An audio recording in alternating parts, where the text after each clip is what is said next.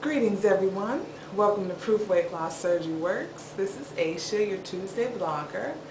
And just in case you don't know about my channel, I am Grellin Be Gone on YouTube. I'm Shea Leonard on Facebook. And you can find me real time on Facebook, and I check in with Grellin Be Gone typically once a month. I am currently living my life in maintenance. I had laparoscopic RNY November 2010. I reached goal November 2011. I have lost 190 pounds and I'm maintaining 9 pounds below goal. And so that's just a side note on my journey, just in case you're unfamiliar with my story. This week's question is very close to my heart. This week's question says, what advice would you give to a newbie or prebie? And every month in support group, I actually am tasked with speaking for about 30 minutes to newbies and prebies, people who are fresh out of surgery and had yet been to our support group, and also people who are preparing for surgery, perhaps are still going through their classes with our healthcare and things of that nature. And so when I saw this question, the first thing that came to my mind was the word listen. Listen tops my list of things to do. What, in terms of what advice would I give to a newbie or a previe? Listen. Without a doubt, my journey was filled with preparation via YouTube videos, via my best friend being a lap band patient, having the opportunity to meet other weight loss surgery people, go to different seminars, as well as support group. I started support group 6 months before I had weight loss surgery. And I had a great opportunity to go to a few really good conferences, in terms of conferences that were specific to weight loss surgery, the journey and the difficulties, the highs and the lows. And so I recommend, number one, that you listen. Listen to people who came before you, who have been what you may consider successful in the journey, in that they have followed the rules, pulled themselves in the direction of their dreams, and reached their goals, and living a lifestyle of a healthy weight loss surgery person. And there's a lot of wisdom around the community, wisdom and examples of what not to do, and wisdom and examples of what to do. The second thing that I actually wrote down some notes, keep your eyes on protein, water, vitamins, and exercise. Those are our big drivers as weight loss surgery people. Protein first, getting in your water, taking your vitamins, and high quality vitamins as much as reasonably possible. They can be very expensive, but I think as a weight loss community, we have spent fortunes on food. I don't see why we can't spend quality money on good supplements and good whey protein isolate in terms of a powder to add to our lifestyle. I think dealing with fruits and grains should be the furthest thing from our mind in the early parts of our journey. They are sugar, they are carbs, and they can take you in the wrong direction. But if you must have fruits and grains early on, I think you should get to know yourself with them and see if these things are triggering you and things of that nature. Like, for example, I had to quit cream of wheat, oatmeal, very rarely ate a lot of fruit, and I only ate low glycemic fruit when I did, which is your strawberry, blueberry. Rarely had bananas in the journey.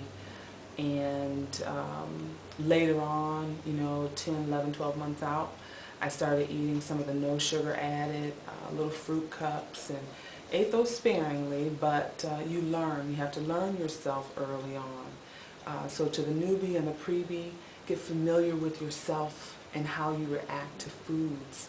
That's another thing that I would say. Learn to throw things away if your behavior is too aggressive. For example, me and cinnamon almonds. They're not part of my world at this present moment, but I found, that's just one example. I mean, I've thrown multiple things in the trash, but I get some, too aggressive with them, eating them too much, just by the handful, munchy, munchy, munchy, they go in the trash. I've sprayed, taken the bag and whatever it was, didn't have to be a bag or something, and put, sprayed house cleaner in it and put it in the trash. So it's just dead in the water. There's no going back for it. You have to learn to let go of these things that you like so much.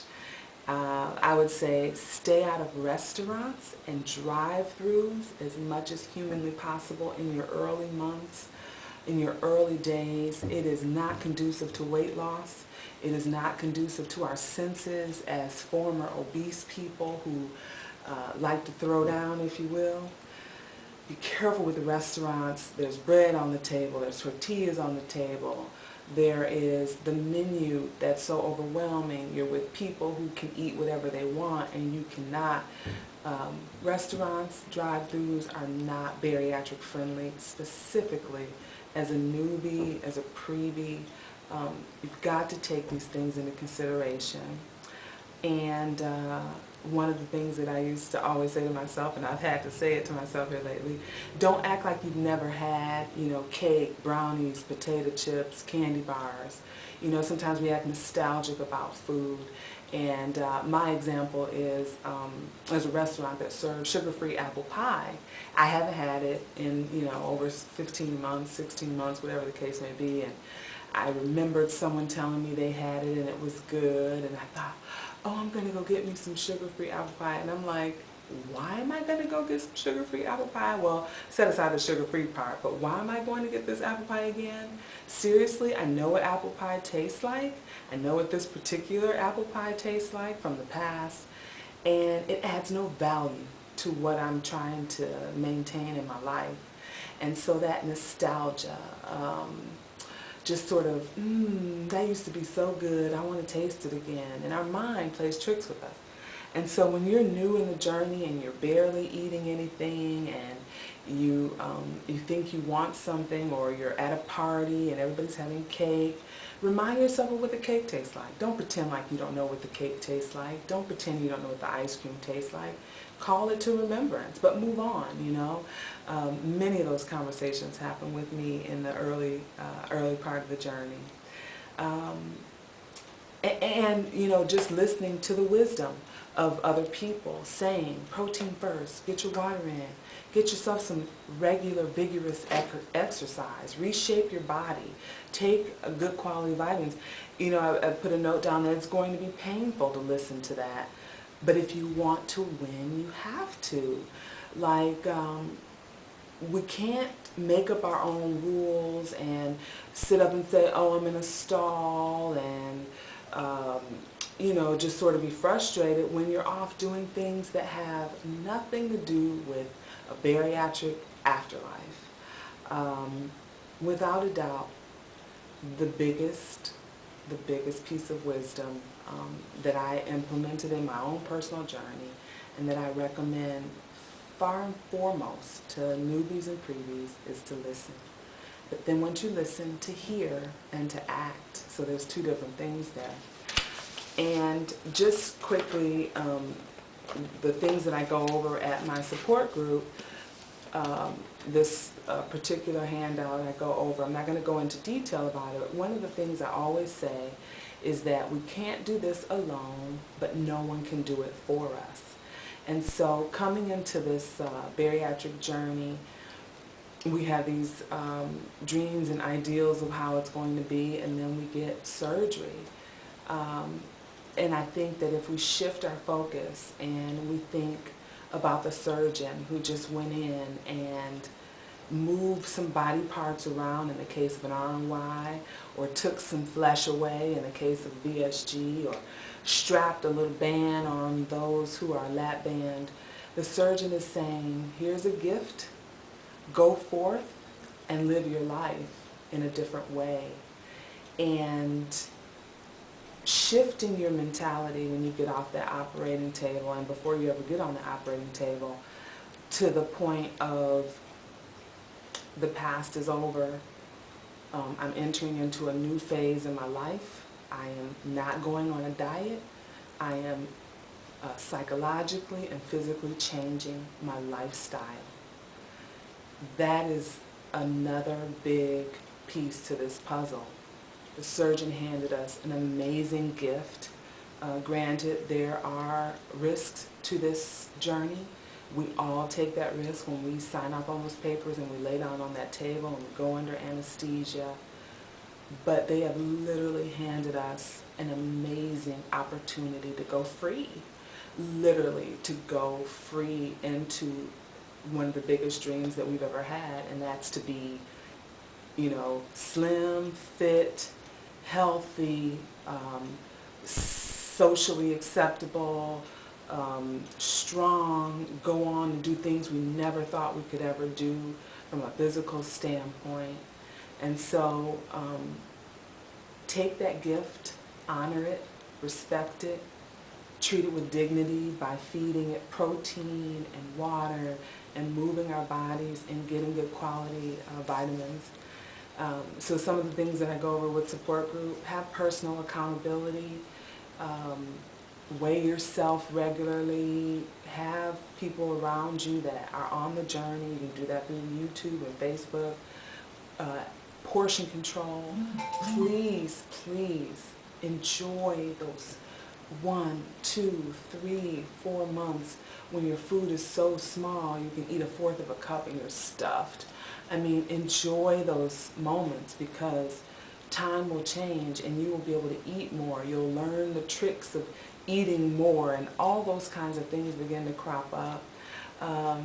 Nutrition, again, your protein first, keeping emergency protein, carrying a lunchbox, making sure you're keeping measuring cups and being able to weigh your food and keeping track of what you're doing, your fluids, getting regular exercise, reshape and rebuild your body as best as you can through regular fitness.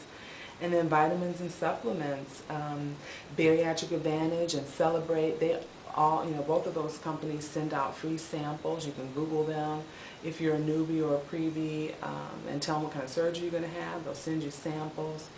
But take good quality vitamins. Connect in with your local support groups if you have any. Follow the rules of your surgeon. And if your surgeon's rules are way off, sometimes they are, you have the big YouTube community and you see people who have been on target, on point. Find out what they did and listen. Those are my thoughts. Those are things that I think will help a newbie or a prebie along the way. But the biggest driver is listening and applying what you learn from those who have gone before you, who have fought the good fight and still fight it every day.